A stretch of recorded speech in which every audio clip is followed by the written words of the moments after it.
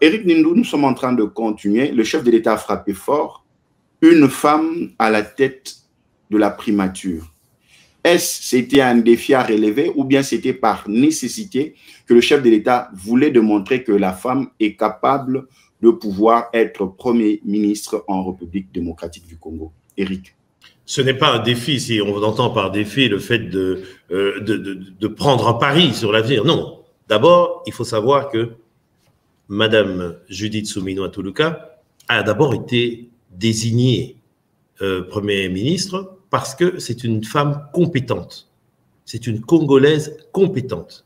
Donc, ce qui est mis en avant, c'est d'abord la compétence de cette dame, la compétence, l'expérience qu'elle a acquise. Vous connaissez son parcours, hein, il a été assez, je veux dire, diffusé dans les réseaux sociaux et ailleurs. Elle a une maîtrise en économie, elle a aussi travaillé, par exemple, pour les Nations Unies, dans le système des Nations Unies, pour le PNUD. Elle a travaillé aussi au CPVS. Récemment, elle était la directrice adjointe du CPVS, c'est-à-dire la cellule présidentielle de veille stratégique. Et puis, elle a travaillé aussi comme ministre du Plan dans le gouvernement Sama Lukonde. Donc, c'est quelqu'un qui a une expérience et qui arrive là, à la tête du gouvernement avec déjà cet acquis de sa compétence et de son expérience.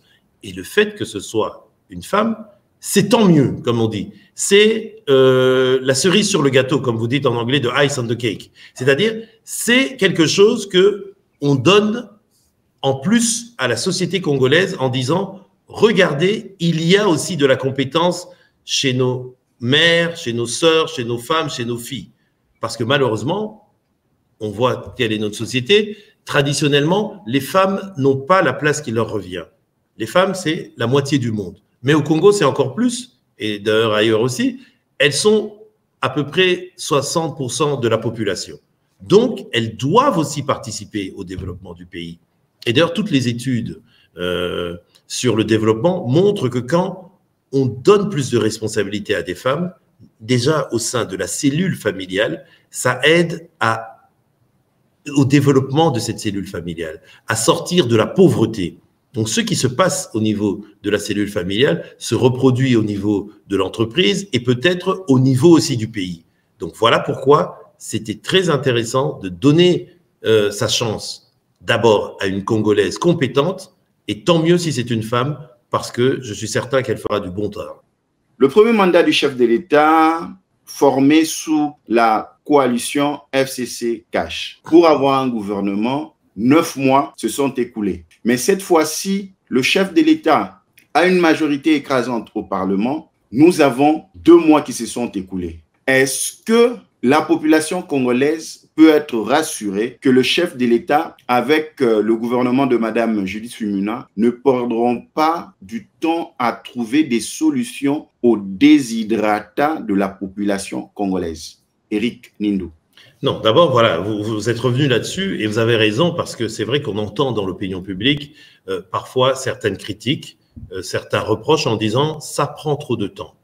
C'est-à-dire, le président a été élu en décembre, il a prêté serment en janvier, fin janvier, il a nommé Mme Judith Suminwa première ministre en avril, et puis là, le 29 mai, la liste du gouvernement. Donc, certains calculent et ils disent, oui, ça fait décembre, janvier, février, mars, avril, mai, juin, ça fait déjà 5 mois. Ils disent 5 mois de perdu. J'ai lu ça sur les réseaux sociaux. Ce n'est pas 5 mois de perdu.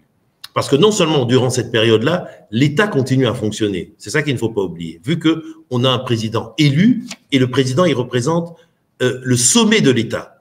Lui, il était élu depuis décembre, depuis que la Cour constitutionnelle a validé son élection le 31 décembre 2023. Donc, le président est légitimement élu. Il n'y a pas eu de vacances de pouvoir, surtout que c'est l'ancien président qui a été réélu. Et donc, il exerce sa fonction. L'État est là, l'État travaille pour les Congolais.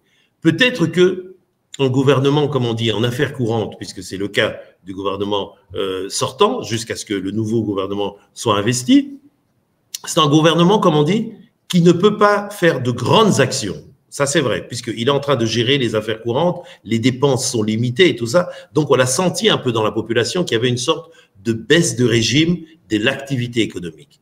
Mais n'empêche, ce que je veux dire, il faut rassurer nos compatriotes pour leur dire, l'État est là, le pays était dirigé, donc ne vous en faites pas, il n'y avait pas un laisser-aller. Ça, c'est une chose. La deuxième chose, 5 mois, c'était le temps suffisant pour pouvoir, comme je vous ai dit, trouver les bons équilibres, trouver la bonne formule, la bonne équation pour que la représentativité de la majorité parlementaire se reflète au sein de l'équipe gouvernementale.